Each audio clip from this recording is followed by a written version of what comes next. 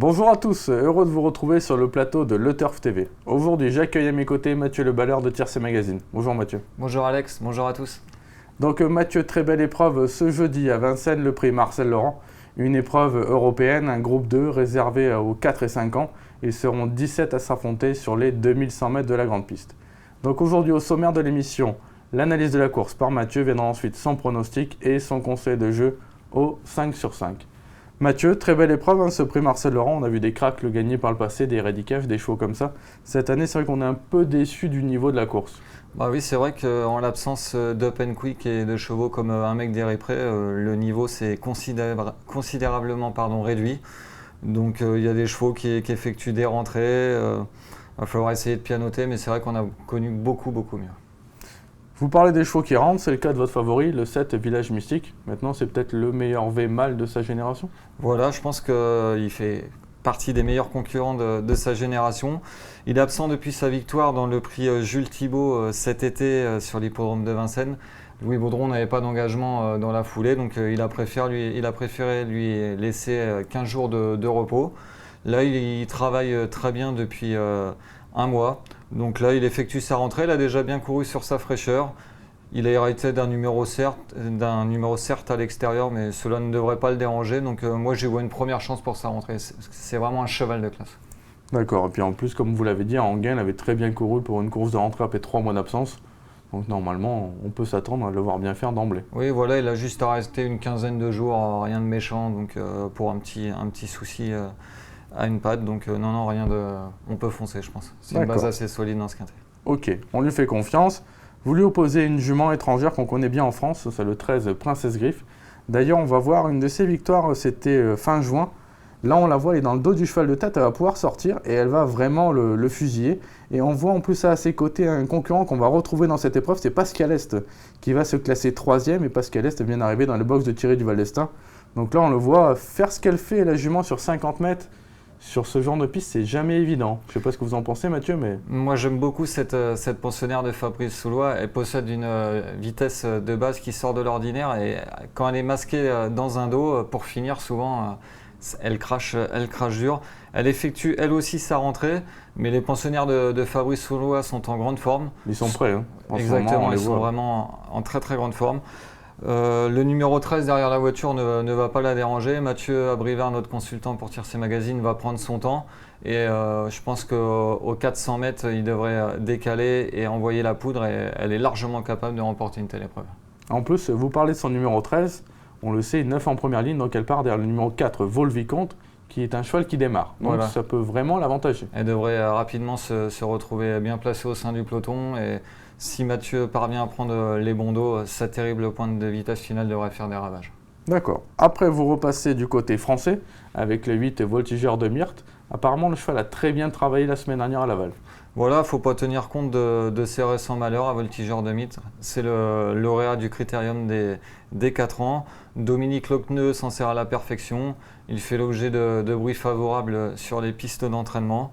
Donc la vitesse ne lui fait pas défaut. Il est maniable dans un parcours.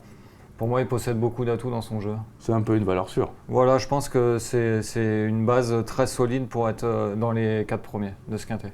D'accord. Ensuite, en 4e position, vous placez le numéro 2, Victoire. Elle a l'avantage d'avoir déjà couru 2 fois, donc elle est peut-être plus prête que ses rivaux. Voilà, Victoire va se présenter très affûtée. Elle a souvent joué de malchance au plus haut niveau. C'est une concurrente, elle aussi, de grande qualité. Elle est rarement déférée des 4 pieds, ce qui sera le cas. Elle est héritée d'un bon numéro derrière l'autostart. Si elle bénéficie d'un bon parcours, elle est capable de très bien faire. Comme on l'a dit précédemment, elle a la chance d'avoir plusieurs parcours dans les jambes. Un avantage quand même. D'accord. Par contre, sa dernière course à Chartres n'était pas excellente. Je ne sais pas si... Je sais que vous regardez toutes les vidéos, Mathieu. Elle était... Moi, je l'ai trouvée un peu décevante. Non, c'est vrai qu'elle courait pas très bien ce jour-là, mais bon, l'hippodrome de Chartres, on va pas se voiler la face. Et souvent, il y a des chevaux là-bas qui font pas trop leur valeur, tellement cet hippodrome est petit au niveau de son profil. Donc moi, je la rachète les yeux fermés. D'accord, on vous fait confiance, Mathieu, vous semblez confiant avec le 2 Victoire. Après, on a l'inconnu, l'X de la course, c'est ce numéro 3, Pascal Est. On l'a vu dans la vidéo avec Princesse Griffe, où quand même il était bien battu par la concurrente italienne entraînée par Fabrice Soulois. Que vous a dit Thierry Duval d'Estaing? On le sait, c'est un nouveau pensionnaire pour lui. Voilà, il est arrivé chez Thierry depuis 2 mois. Donc il est arrivé après une fracture à un pied. Il manquait de souplesse quand il est arrivé chez lui. Pour tout vous dire, il ne l'emballait pas spécialement au travail. Mais il s'est efforcé depuis à lui redonner de la souplesse, surtout au niveau des antérieurs. Donc le cheval est vraiment sur la montante. Il n'est pas très démonstratif le matin, mais on ne remporte pas 6 groupes 1 en Italie comme ça. Sans avoir la qualité. Voilà, c'est ça, et avec un tel compte en banque. Après, lui, il évoluera sur un parcours de vitesse à son entière convenance. Donc voilà, le numéro est excellent. On a appelé son driver habituel. Donc lui, avant le coup, s'il refait voir ce qu'il a montré en Italie, il parvient à prendre rapidement les commandes de l'épreuve, il est capable de réaliser un numéro, mais il faut vraiment savoir au niveau de sa forme où il en est. On a quand même un petit doute, Thierry Duval d'Estaing aussi, donc on ne le prend pas en base, voilà. Mais on le met à tout prix dans les jeux. Il ne faut pas le prendre en base, mais dans une longue, on le rajoute sans problème. D'accord. En 6e position, vous placez le 4 Vol-Vicomte, Jean-Michel Bazir, c'est le 3e du Grand Prix de l'UET. C'est un cheval, on sait, qui n'est pas forcément un crack, comme on dit, mais par contre, il est brave. Vous avez tout dit, il reste sur une bonne 3e place dans la finale de l'UET en Suède. Bon, ce jour-là, il bénéficiait d'un parcours sur mesure le long du rail et il n'avait pas pu améliorer beaucoup son classement pour finir. Donc Jean-Michel Bazir a dû intensifier le travail, il doit se présenter vraiment au top. Pour lui, c'est un petit peu son prix d'Amérique parce qu'en classe pure, il est un petit peu moins bon que certains de ses adversaires ici. Donc on devrait lui donner un bon parcours. Il a affûté, défait à des 4 pieds avec le chef au sulky. Donc avec la défaillance de certains favoris, il devrait prendre une place dans ce quintet. Pour la gagne, il est barré pour moi. D'accord. Et ensuite, 2 petits outsiders que vous gardez en 7e et 8e position. Le 17, Vigov, et le 5, Valsdarling. Un petit mot sur chacun d'eux? Voilà, moi Vigov, je m'en méfie particulièrement parce que sa rentrée n'est pas passée inaperçue sur l'hippodrome de Mêlée-du-Maine. On a été très gentils ce jour-là. On a pu voir que les pensionnaires de Franck Leblanc pour ce début de meeting frappaient déjà fort. Là, il sera déféré des 4 pieds. Il se plaît sur les demi de 100 mètres de la grande piste. Pierre Vercruis le connaît parfaitement. Donc même avec son numéro 17, la course devrait se dérouler sur un train soutenu. Donc à l'issue d'une sage course d'attente, il est capable de très bien faire. Brouiller les cartes. Et faire afficher une cote dans les 40 contre 1, je pense. D'accord. Et le 5, Valsdarling, qui sera déféré des postérieurs? Valsdarling, le dernier coup, on a couru gentil à Gragne en vue de cette course-là. Elle sera déférée des 4 pieds. Bon, après, des fois, elle a des petits soucis au niveau de ses allures. Donc, faut voir. Mais en classe pure, elle peut rivaliser avec des concurrents de cet acabit. Donc, en cas de défaillance, elle peut faire afficher, elle aussi, une petite cote spéculative pour la 5e place. D'accord.